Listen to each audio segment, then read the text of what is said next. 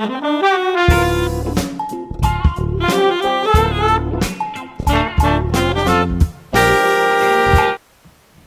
so now we're going to do a mock interview. I'm going to recreate as best I can the circumstances of your actual first round Harvard interview that you had with Harvard admissions here in Japan.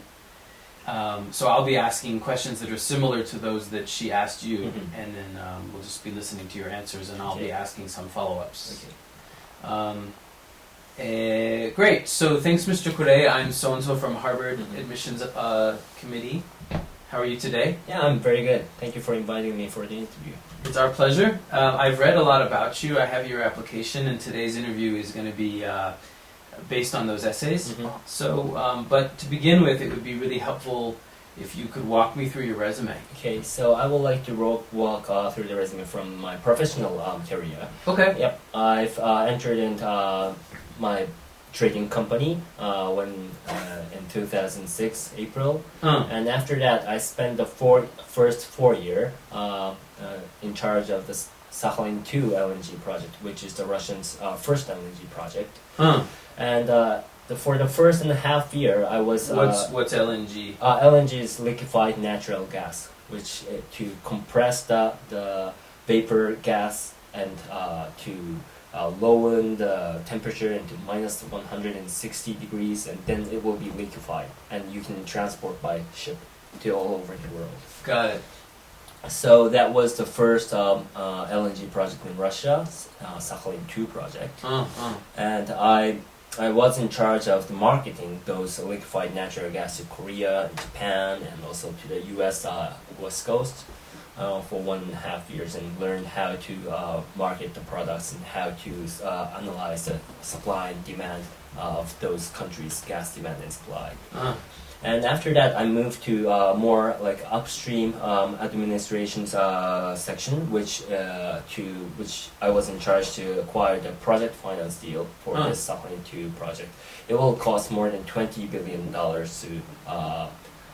to get the project fly. So I have to acquire the project finance for that project, and that was my job to do for another 2.5 years, the finance. And also I was in charge of doing the project valuation to see that in what rate we should acquire the project finance and how long the repayment term would be, and those analysis.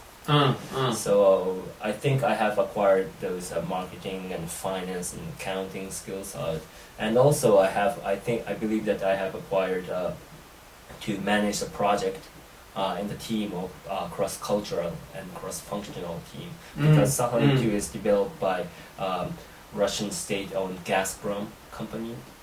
It's a state-owned Russian gas company, and also Royal Dutch Shell, which is the oil major, and Mitsui is a trading company, and Mitsubishi is a trading company too. And so to manage those different industries person, different countries person, and attain one goal to make the project very profitable and make this project very successful. Through that process, I think I have acquired both hard skills, as I mentioned, about the marketing, finance, and trading, and also the soft skill to manage and set the goal and go in together with other guys from the different industry and different countries. And now I've moved to my current job is to acquire the new gas asset and in all over the world for Mitsui, which Mitsui is not yet participated in. I'm seeking all over the world for the opportunity to go and acquire the gas assets interest, and also going into the new LNG project, which we have not gained yet. How's that going? Yeah, I think nowadays the circumstance is getting more and more competitive, because China, India is consuming a lot of energy resources, and they have a lot of strong back push from the government. So they will be the competitor, and it's being harsh, but we have to seek the new solution for the countries which owns gas. So it's being very competitive, but I'm trying very hard to acquire those, attain my goal. Of the things you've done in your 3 main career phases so Mm. far, what have you enjoyed the most and why? I think I enjoyed the most is about the business development. My second career of acquiring the finance for the Sakhalin 2 project, because it like contains a lot of factor which is now my core to do my current job. To acquire the project finance, I have to go to the bankers, I have to go to the accountants, and if we are going to close the project finance contract, I have to consult with the lawyers, and also closing such kind of big deal, it requires Russian government's approval, so I have to go to the bureaucrats for the Russian country, and also to do that, I have to set the common understanding and common agreement among the project partners, as I said, Shell, Gazprom, Mitsubishi. So I learned a lot and I experienced a lot through that project, and that's why I enjoyed a lot.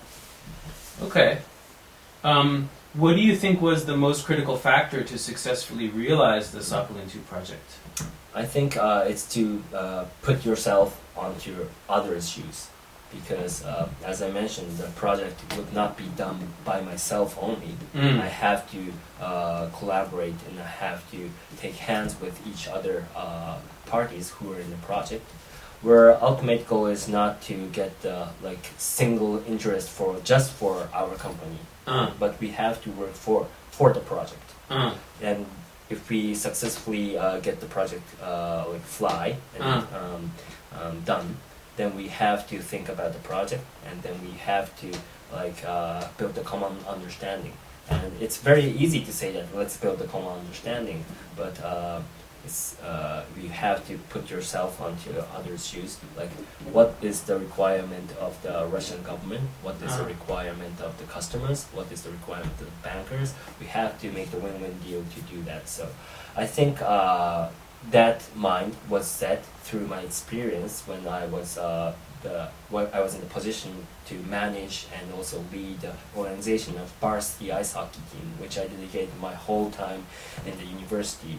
I always thought that how we can build up the team more competitive and more strong and more like comfortable team that everyone feels proud of belonging to that team. And to do that, as a leader of that team, I always thought that what do the junior players think, what do the reserve players think, and all those things, and what do the alumni who are supporting our activity thinks, and I always put myself onto their shoes, and I think that was the base of my value, and I applied that to this project too, and I think that was the key factor to successfully bring up this project into like operation phase. Who were the hardest people to convince in the Sakhalin 2 project among those various stakeholders? I think it was the government people, of the Russian government people, because the Sakhalin 2 was their first LNG project in Russia. Russia has abundant gas reserves, and they are exporting the gas to Europe and other countries by pipeline. It was their first experience to build the LNG, liquefied natural gas project. So they were very like hesitate to make a big decision. So it was very hard to convince them to take the smart risk. So I showed them how valuable this project would be, because if you fix the pipeline, the supply and demand will be fixed. But if you liquefy the gas, you can sell it to the most profitable market, because it's delivered by ship. So like leveraging those, that was one example, but I showed them the concrete value of that project, and let them like make a decision to take the smart risk. Good. Good.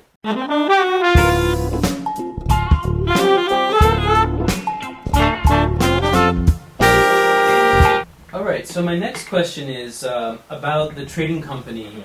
You're working for a major trading company, so do you think that the business model of trading companies will always be around? Will it last forever? I think the answer is no. We have to change our strategy and change our approach to the business. Because I think the trading companies, talking about the history of trading companies' business, it started from importing Japanese product to overseas and also importing the overseas product and business to Japan. So it's very much Japan-oriented business model. And after that, we started investing to the project, such as Sakhalin 2 project, which will contribute to Japanese economy. But nowadays, Japanese population is decreasing, and Japanese like domestic competing economy power is losing the power in the global business field.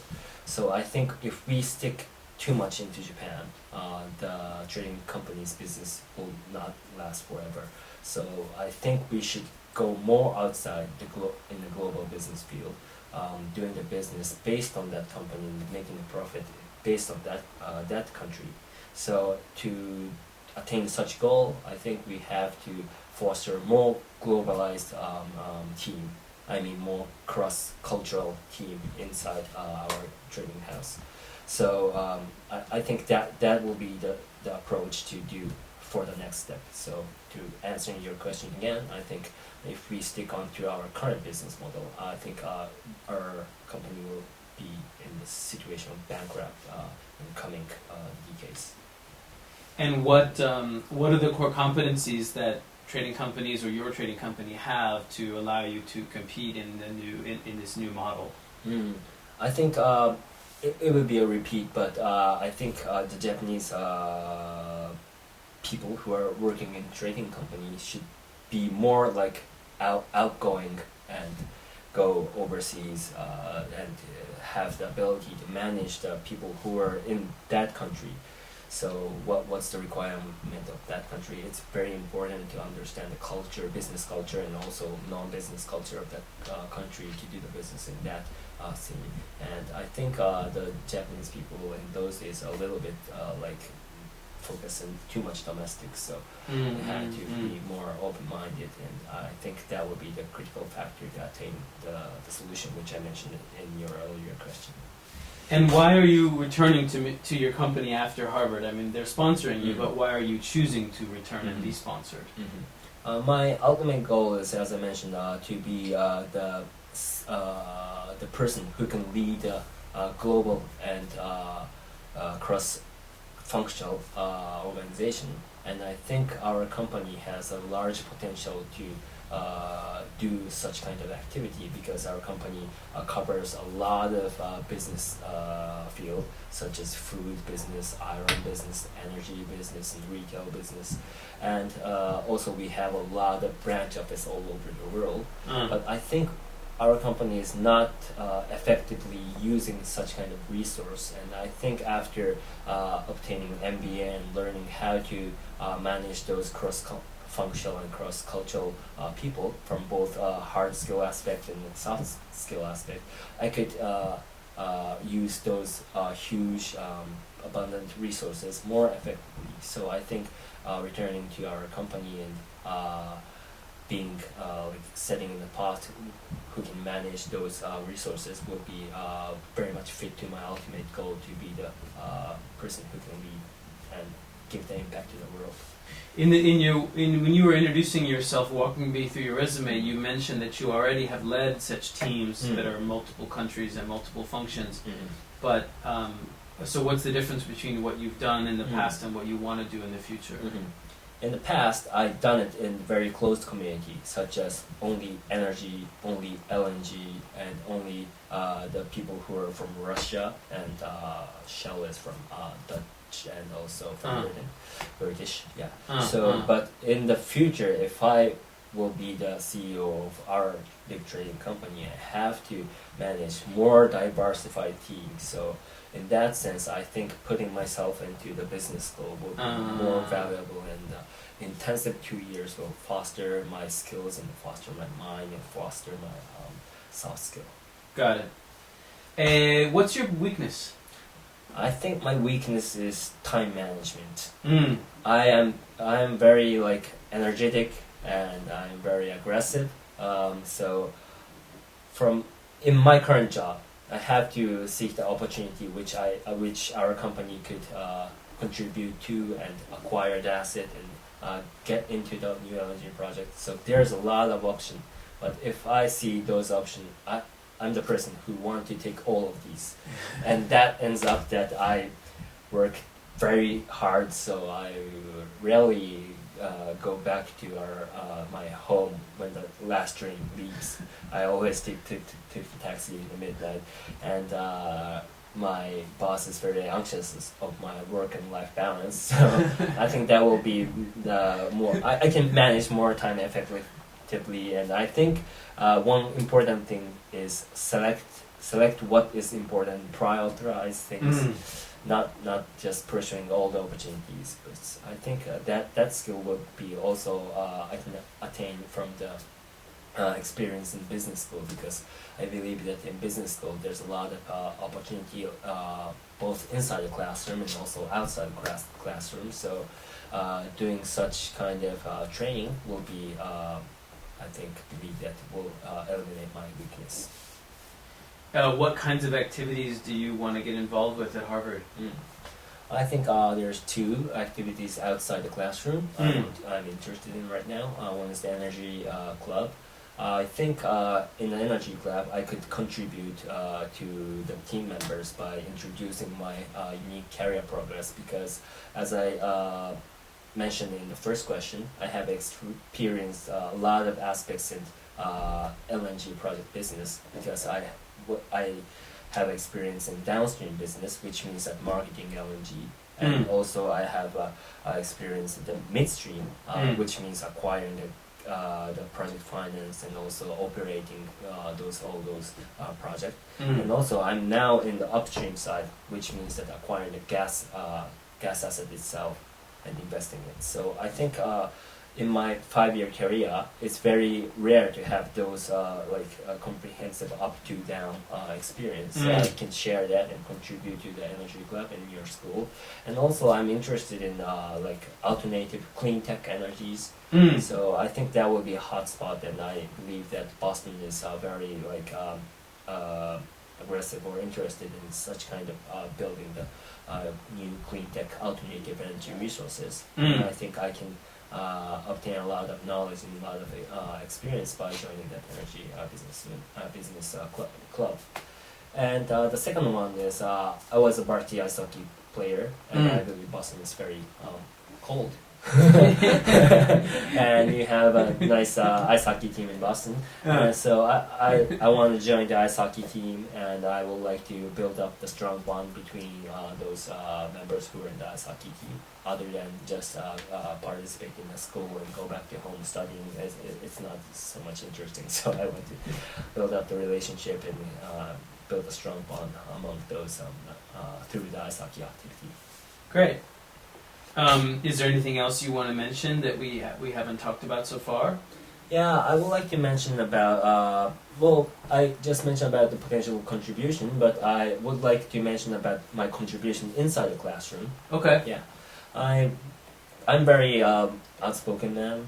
I have a lot of experience of having discussion with other parties or other person who are from different industries in different countries, and I believe that I have ability to not just push my own interest or own opinion, but listen to their opinion and build up effectively and common understanding in the classroom. So I think my experience and also my personality will bring a lot of huge value to your school. Great.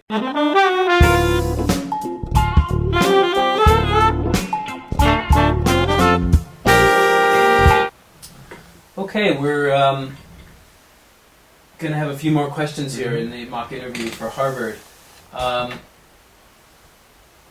next question is, what is your company's strategy to foster and develop you as a human resource? I believe that they have decided to give me a corporate sponsorship for the acquiring MBA, going for business school, because they find out me as a potential leader of this company. So I think they're going to foster me as a leader and management member of this company after coming back to the city, and it totally fits my goal too. So I think after, but it's very rare case or difficult to be a CEO by like 30 years old or 40 years old in Japanese traditional trading company. So I think first after obtaining MBA and coming back to Japan or coming back to the company, I think they will second me to the affiliate company or subsidiary company, which could be handled by my ability or my capacity, and then like try me to train as to do what I learned in business school and to do the trial and error and those experience. And I believe that experience will foster my ability as a leader or CEO of this company.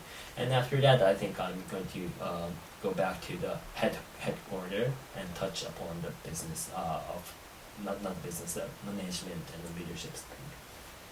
Do you expect to stay in energy, or you're open to other options?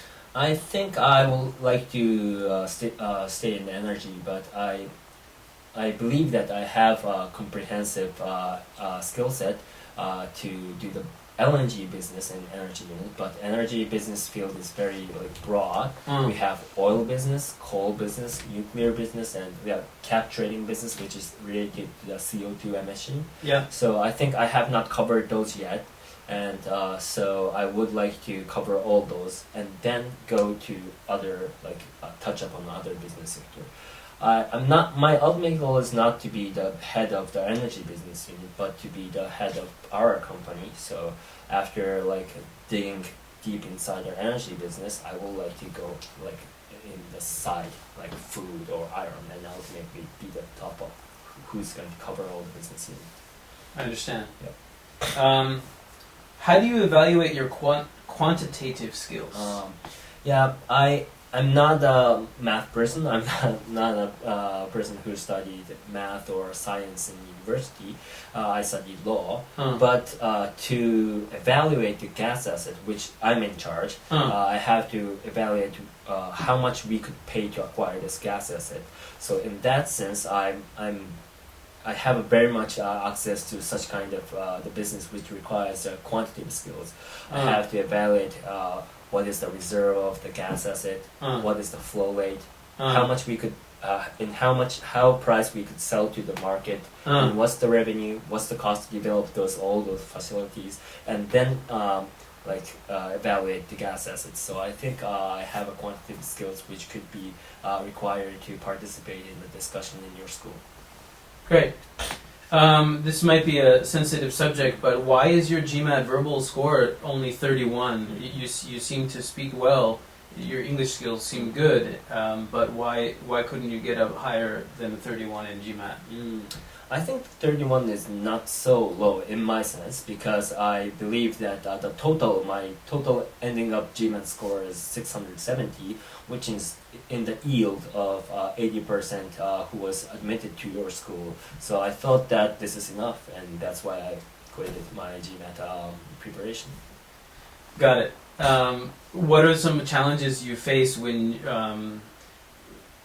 writing or reading or dealing with English language? Do you face challenges in your work? How often do you use English at work? I think almost 90% of my job is based on English, because all the contracts are closed between our company and all foreign countries or foreign governments, so it's based on English.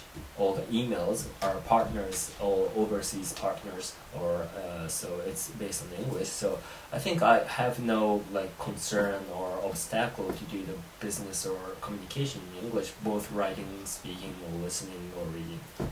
Okay. Is there anything else you want to add? Yeah, I would like to mention about why there's a lot of business school, but why I am eager to go into Harvard Business School. Why is this school my dream school? There's two reasons. First, I think your school's system of fostering the future leader is decent, because it's based on a 100% case study, and in the case studies, the students should be prepared before attending that class. We have to make a decision in the class. So I think talking to my goal to be the business leader who are leading the big organization, there will be a lot of opportunity, a lot of scene which people require me to make a decision, and it's like a best practice and to do and best experience to do such kind of case study, class by class, making a decision, discussing with the classrooms, peers. I think that's the first reason why I want to go to your school. And the second reason is that I have visited your campus and also classroom last this January, 2010 January. I visited Harvard Business School campus, and I felt like I could imagine that I was the part of this classroom by seeing that all the national flags in the classroom, and also students energetic and like aggressively discussing and making opinion and listening to each other's opinion, and the professor was managing all those discussions in the blackboard. I thought that it's like a board meeting, and I think putting myself into such kind of competitive and like attractive circumstance will foster my ability as a future leader of our company's CEO. Okay, great. Well, that's the end of our interview for today, and thanks very much for your time. Thank you for your time. All right.